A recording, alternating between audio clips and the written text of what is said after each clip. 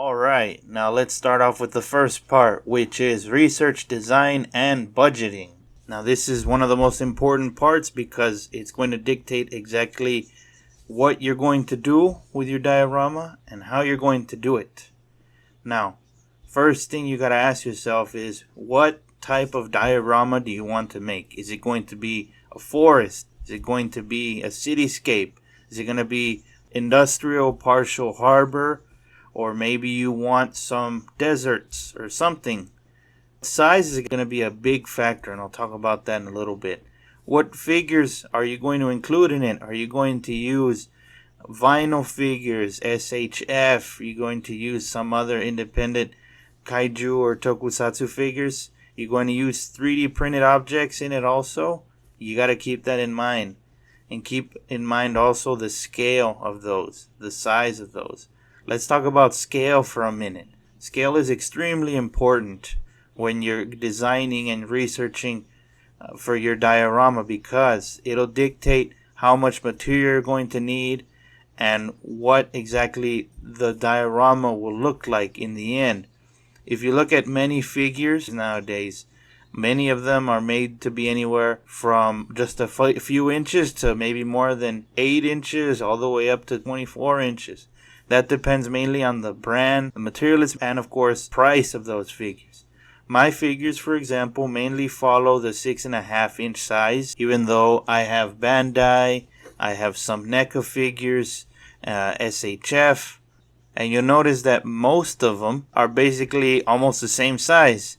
However, within each character's universe or movie or series, their size may actually be a lot different from each other.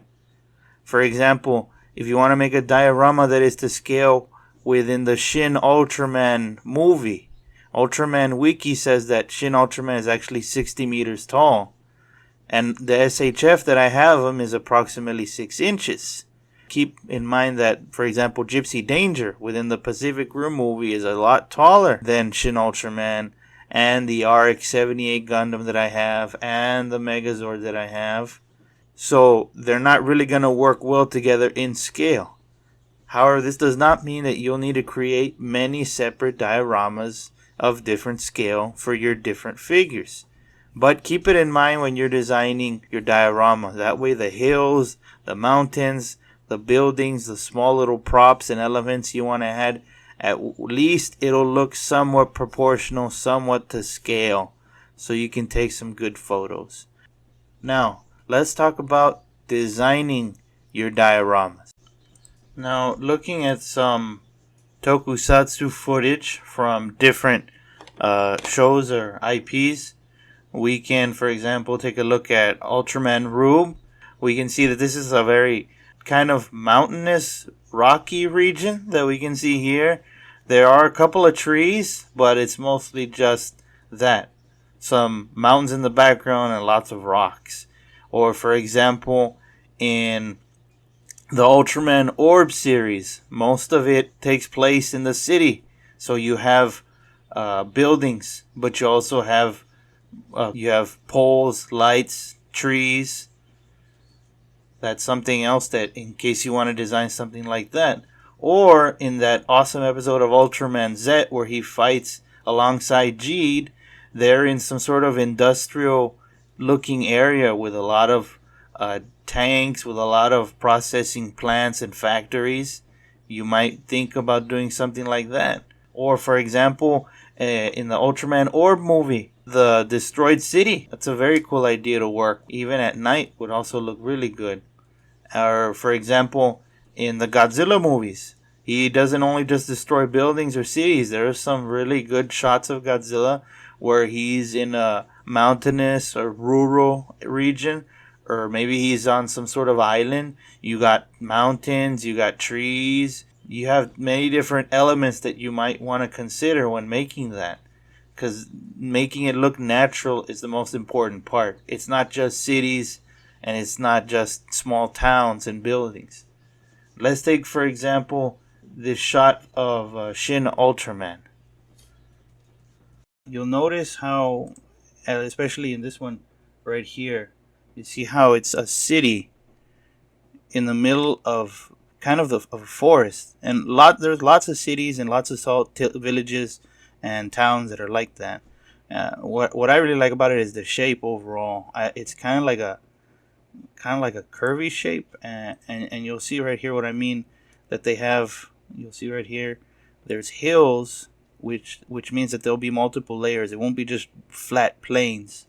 The city here is flat plain, as you can see, obviously, but it's surrounded by trees and what looks to be some sort of highway connected around.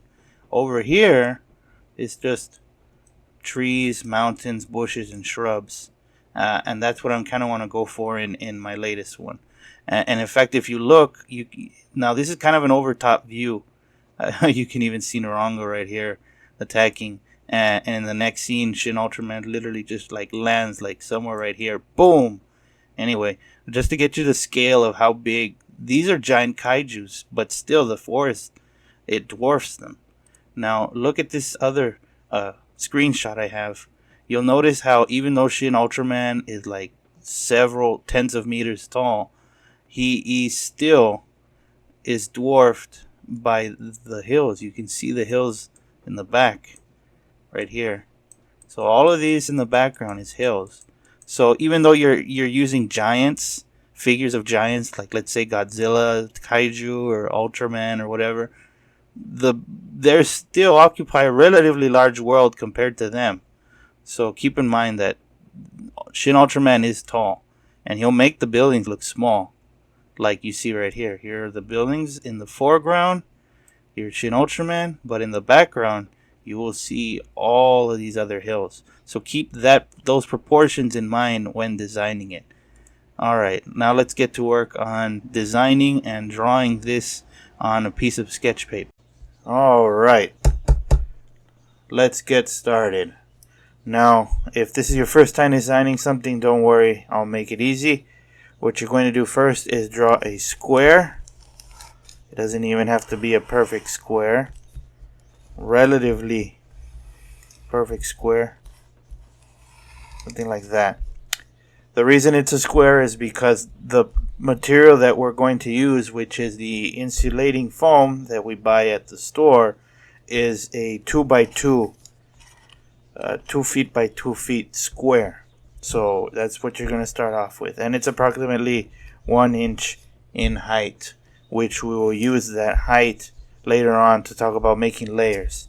So what design do you want? What have you chosen so far? Do you want a city? Do you want a forest?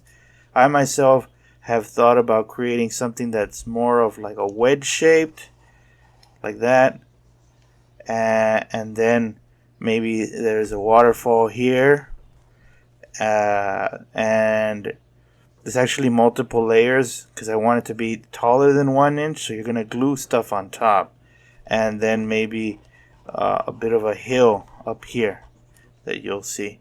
So 3 layers, so it'll be around 3 inches in height, and then maybe a separate piece that's probably about this big also, with another piece up here, and of course we might add some trees along the way around here. Whatever you want. The middle could also, you can make whatever pieces are left over, you can make it into other pieces. You can make it into hills, you can make it into boulders, which we'll talk about. The important thing is to have the main idea. Are you going to want it to be a city? If it's a city, well, it's going to be mostly just flat plains. If it's going to be a forest, you're going to be able to add some hills, some rounded off edges, some caverns, some creeks, some cliffs. Keep that in mind. But so far, this is just a basic design. We can focus on modifying it or adding more stuff later. Alright, let's move on to the next part.